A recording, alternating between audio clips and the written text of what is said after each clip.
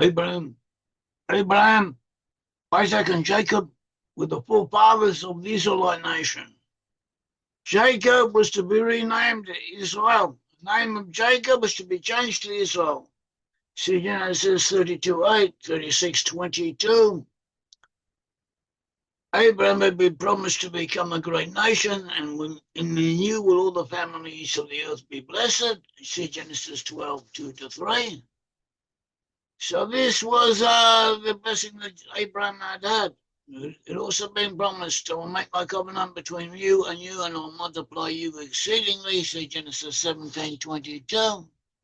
Also Genesis 22:17, that in blessing I will bless you, and in multiplying I will multiply your seed as the stars of the heaven and as the sand which is upon the seashore. And your seed shall possess the gate of his enemies, that is, strategic passes, strategic thoroughfares.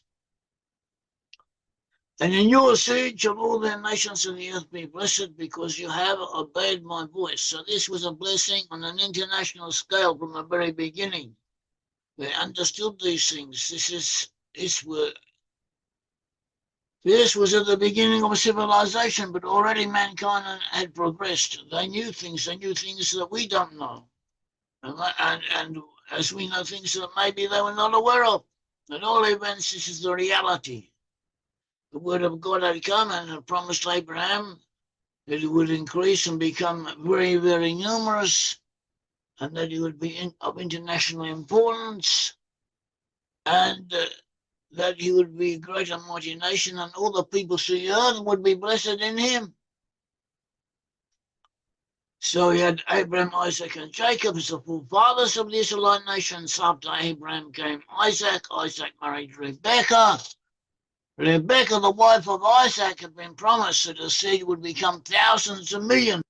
In Hebrew, Alpha Riverbar. This is sometimes translated as thousands of 10,000s. At all events, we're up there, 10 millions, hundreds of millions. 10 millions, hundreds of millions. That is the ballpark. That is the ballpark we're speaking about. Something, a very large numbers, and numbers that even that today would still be considered on a world scale. And this is a blessing that was given. King James Version renders up thousands or millions. Other editions render it as thousands of 10,000s. That is thousands of millions. At all events, this is what we have, and we tend in this case to prefer the King James Version, but you can go as you will. And so we had Abraham, Isaac, and Jacob. Isaac begat from Rebekah 2 sons, 2 twin sons, Esau and Jacob. The name Esau in Hebrew is pronounced as Esau and Jacob, Yaakov. Esau and Yaakov were twins. Esau had come out first, so he's considered to have the firstborn right. Firstborn right consisted of having priestly duties to be able to propitiate before God, to implore God, to speak before God. And this right was eventually to be given over to Moses and Aaron from the tribe of Levi. But we haven't got there yet. Now we are talking about the time of Jacob, and Esau technically was the firstborn son.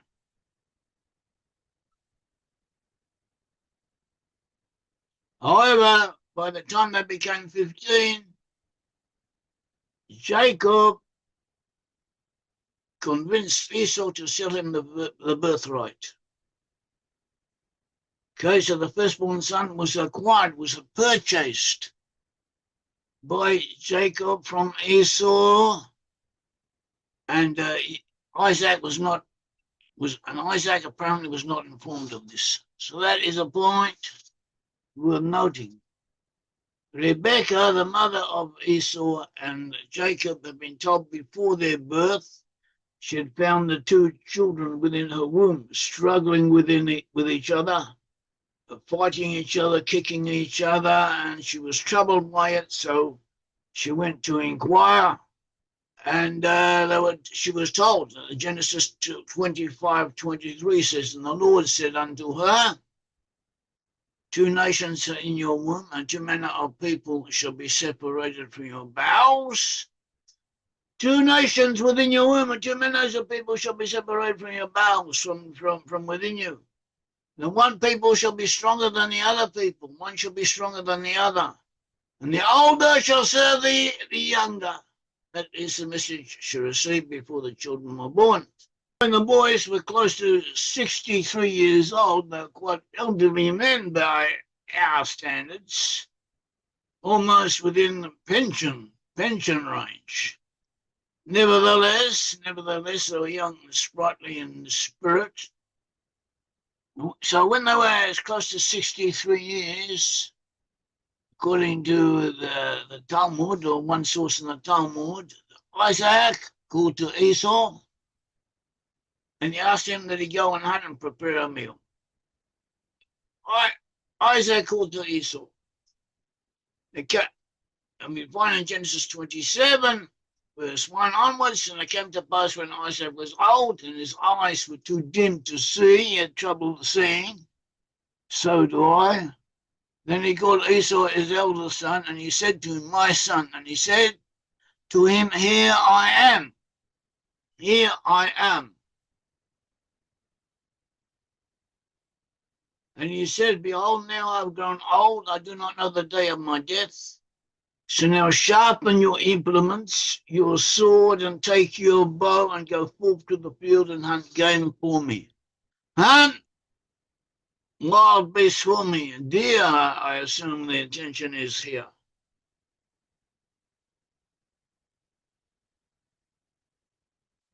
And in some places, deer game is quite plentiful. In some stages of civilization, the white men, they first came to America in the 1700s, North America. Some areas that you used just to have the game outside. You had wild beasts, you had deer running around. You just go out and take your bow or take your gun and shoot them down. It was like one big nature preserve. And then Isaac went on with his request. He said, then make for me tasty foods as I like, and bring them to me, and I will eat in order that you, my soul, in order that my soul will bless you before I die. But Rebekah overheard when Isaac spoke to Esau, his son, and then Esau went out to the field to hunt game, to bring it. And Rebekah said to Jacob, our other son, Jacob, behold, I have heard your father speaking to Esau, your brother, saying, bring me game and make me tasty foods, and I will eat, and I will bless you before the Lord before my death. And I will bless you before the Lord before my death. Now, my son, hearken to my voice. Hearken to my voice, to what I am commanding you. She was quite imperious. She told him she is giving a command from the mother with all the force, all the moral weight that she had, to what I am commanding you. Go now to the flock and take from me from there 2 choice kids, 2 choice young lambs, kids, goats, kid goats, and I'll make them tasty foods for your father as he likes. You shall bring them to your father that he may eat, in order that he bless you before his death. And Jacob said to Rebekah's mother, behold, my father Esau is a hairy man, whereas I am a smooth man. Perhaps my father will touch me, and I'll appear to him as a deceiver, and I'll bring upon myself a curse and not a blessing. His mother said to him, on me is your curse, my son. Only hearken to my voice, and go take them for me. So he went and he took and he brought them to his mother, and his mother made tasty foods as his father liked. Rebekah took the costly garments of Esau, her elder son, which were within the house, and she dressed Jacob, the younger son, in the garments of Esau. She dressed her brother. She blessed Jacob. She dressed Jacob, the brother of Esau, in the garments of Esau. And the hides of the kids, that is the young goats that she was cooking, she took the garments, she took the skins, and she prepared the skins as garments as some type of overdressing on the arms of Jacob. And the hides of the kid she put on his hands and on the smoothness of his neck. And she gave the tasty foods and the bread that she had made into the hand of Jacob, her son. And he came to his father and he said, "My father, father." And he said, "Here I am. Who are you, my son?" He knew it was either Jacob or Esau. He didn't know which one. And Jacob said to his father, "I am Esau, your firstborn. I have done as you have spoken to me. Please rise, sit down and eat of my game, so that your soul will bless me." And Isaac said to his son, "How is it that you have found it so quickly, my son?" And he said, "Because the Lord your God prepared it before me." God enabled me to come across game very quickly. And here it is, prepared for you. And Isaac said to Jacob, "Please come closer so that I might feel you, my son, whether you really are my son Esau or not." Isaac could not see, or could see very, very weakly. So Jacob drew near to Isaac, his father, and he felt him. And he said, "The voice is the voice of Jacob, but the hands are the hands of Esau." The voice is the voice of Jacob, but the hands are the hands of Esau. So this could be a hint for the future. Very often the hands are the hands of Esau. The voice is the voice of Jacob, but the hands are the hands of Esau. This could be a prophecy. Jacob needed the blessing for the sake of mankind, for the sake of salvation, for the sake of fulfilling what it was born to become. But in order to do it, he had to dress himself up as Esau. He also had to act as Esau does. The hands are the hands of Esau, the voice is the voice of Jacob. The voice representing the spiritual inner being, and the hands, actual actions. So sometimes people have to act differently from what they are born, and they have to take on the attributes and what modes of behavior that are exactly opposite of what they used to be, to what they prefer to be, and they have to do what they have to do.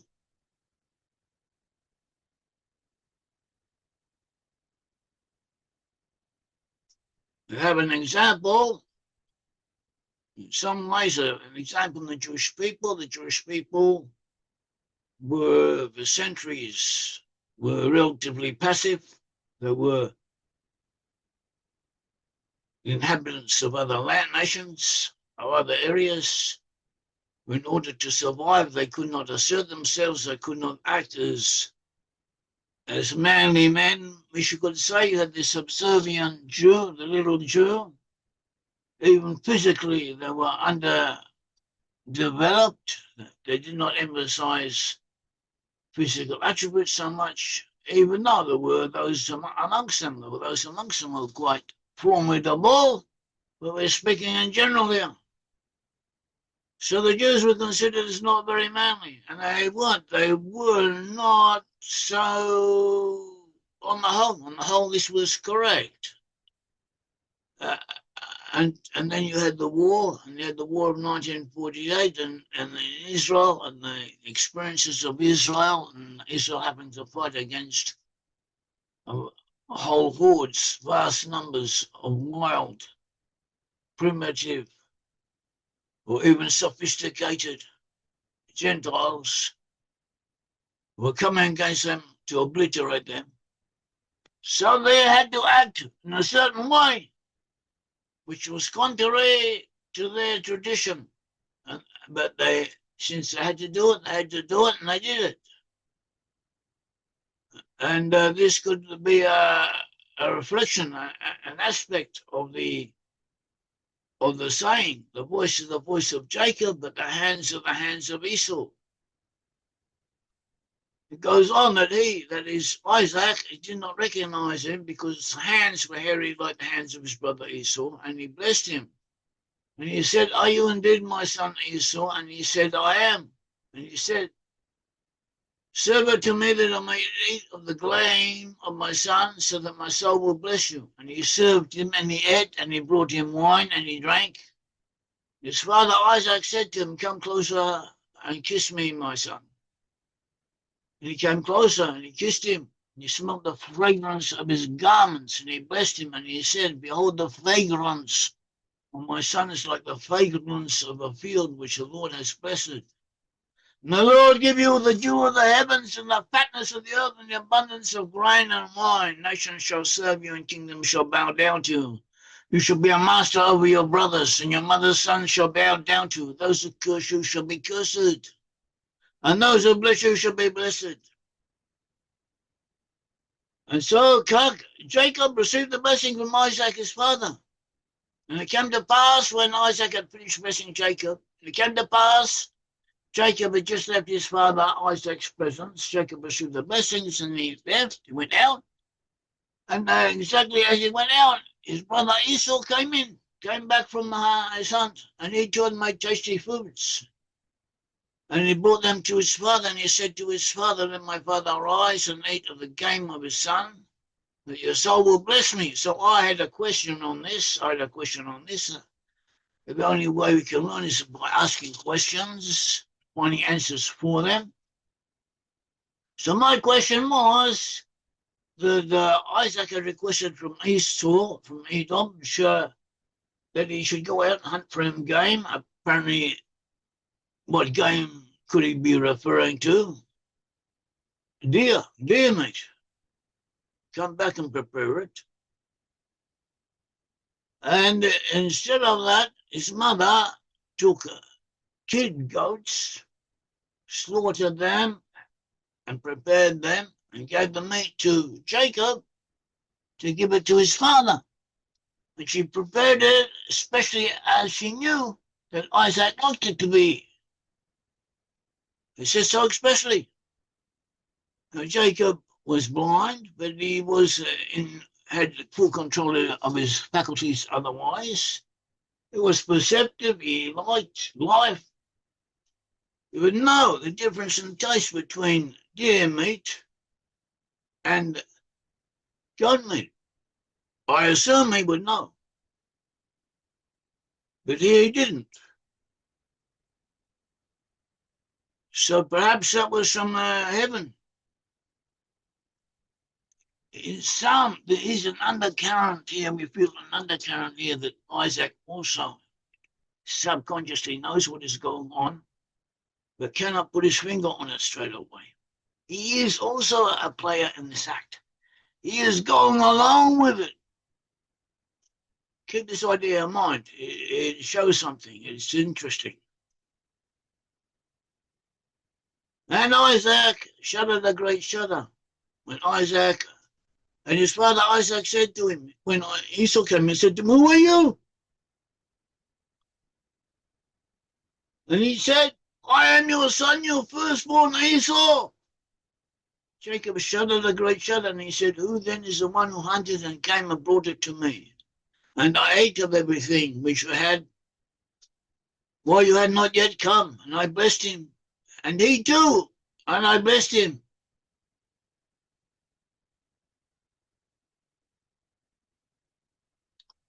And he shall be blessed,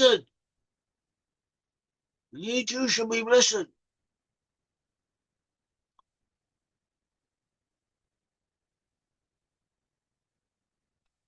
Come Baruch here, and ye too shall be blessed.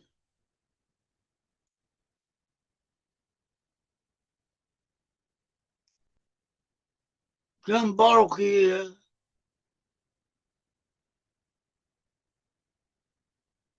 The word translated as two is gam, implying also, and also with that shall he be blessed. That despite whoever he was, he received the blessing. But it does not say that Esau also shall not receive a blessing of his own. But it says the blessing that was given unto Jacob, that was primordial.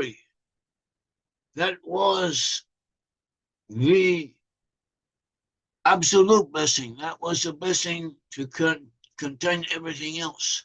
That any other blessing would be subsidiary to that and have to come as an aspect of that. And he too shall be blessed, and so too shall he be blessed. So, verse 34, when Esau heard his father's words, he cried out a great and pretty cry.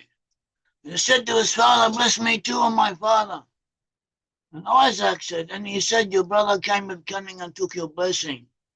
And then Esau said, is it for this reason that he was named Jacob? Jacob, the name Jacob in Hebrew, Yaakov, implies overturning, overcoming. Also, there is an implication, a suggestion of trickery, of underhandedness, of subterfuge in the name. Yaakov. Also can connote overtaking. That is why his name Jacob, because when he was born, he grabbed hold of the heel of Esau, his brother who came out first. He was almost pulled out of the womb. By doing so, that was the way he was born. That was why he got his name. When someone does what he has to do,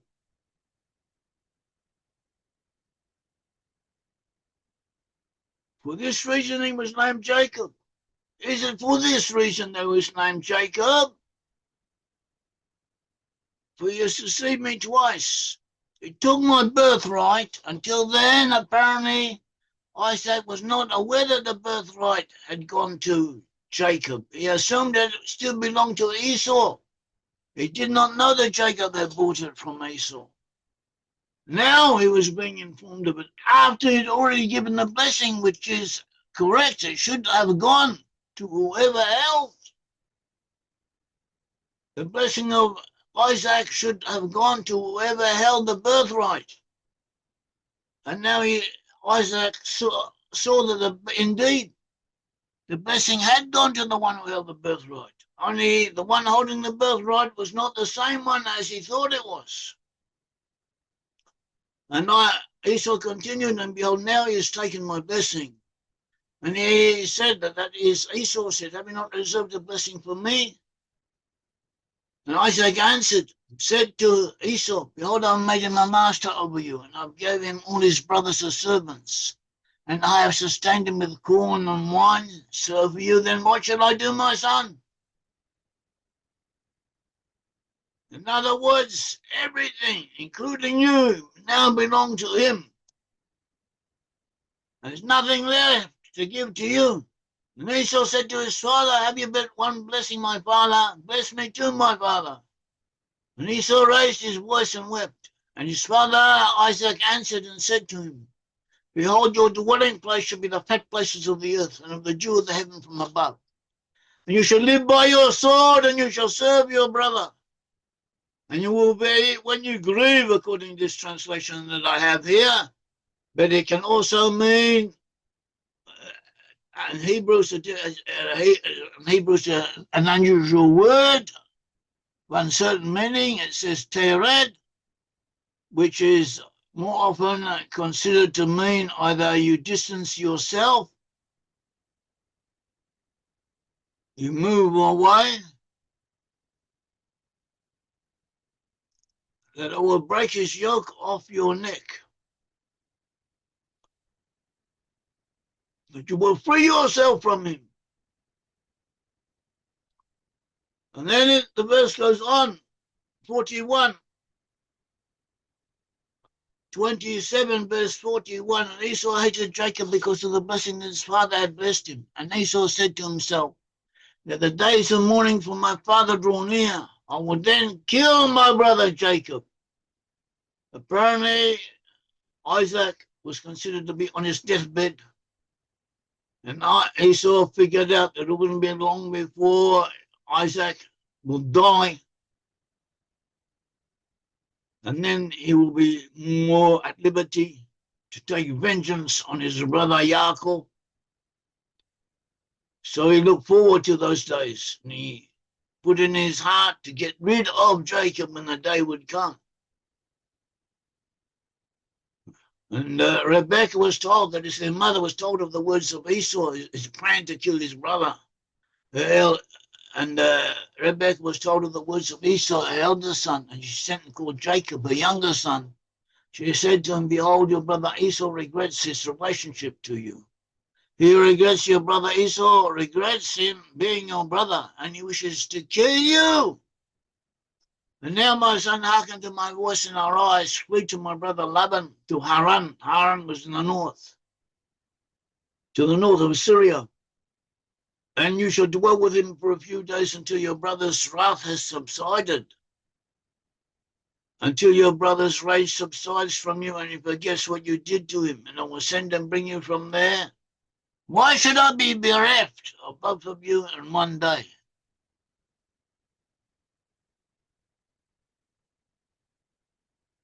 So apparently she was saying that why on the day that my husband Isaac dies, should I see him? Should I see Esau kill his brother Jacob? Apparently, she knew the heart of Esau, her son, and she knew that as soon as there would be an opportunity on the same day that Isaac would pass away, he would take revenge on Jacob. And then she would have lost both her husband, Isaac, and her son, Jacob, because of Esau. Why should I be bereft of both of you on one day, she said.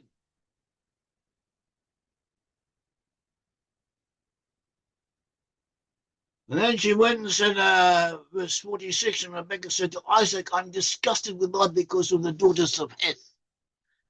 Esau, meantime, Esau had not been sitting in a tent like Jacob.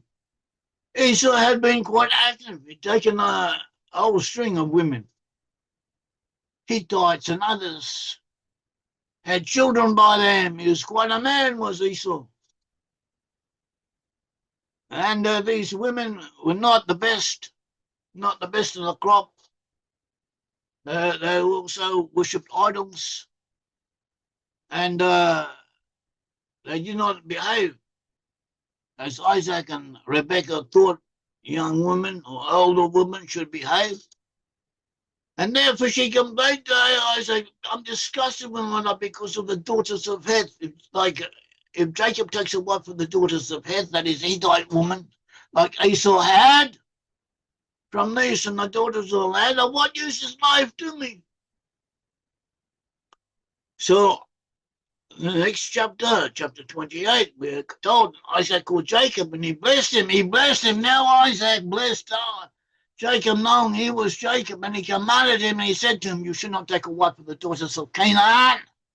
Arise, go to Brit-Am, northern Syria, north of Syria, to the house of Bethuel, your mother's father. Take yourself from there a wife for the daughters of Laban. Laban was his uncle, your mother's brother. May the Almighty God bless you and make you fruitful and multiply, and you shall become an assembly of peoples. May he give you the blessing of Abraham to you and to your seed with you, that you may inherit the land of your sojournings which God gave to Abraham. So therefore the blessings given to Abraham should be given to you. And he's confirming the blessings that he had already given beforehand. And Isaac sent Jacob, and he went to Paddan Aram, to Laban the son of Bethuel the Aramean, the brother of Rebekah, the mother of Jacob and Esau. So that is the beginning of the story, or one of the beginnings of the story. And it is important. It's an important message for us. And these people, Abraham, Isaac, and Jacob, they were the forefathers of the Israelite nation, of the Jewish people, and of the lost 10 tribes. The lost 10 tribes are now amongst Western peoples. They're to be found amongst Western peoples and European nations, or at least on the whole, and that is where they are. And they are dominant amongst the English-speaking peoples, and also amongst peoples of Scandinavia, and of Finland, and of the Netherlands, and of France, and Belgium, and Switzerland. All those areas contains descendants of the lost 10 tribes of Israel, and they're also in other areas. And and on the whole, they do not know who they are, or where they came from, or anything. They do not want to know. It does not interest them. But they will have to know in the future. It is important for them, important for their survival. And we have proofs concerning it. That is what we do. We spread these proofs. We bring this knowledge to people. We let them know it. And we hope that I will take it to heart. May the Lord God of Israel bless you and help you and protect you. Thank you.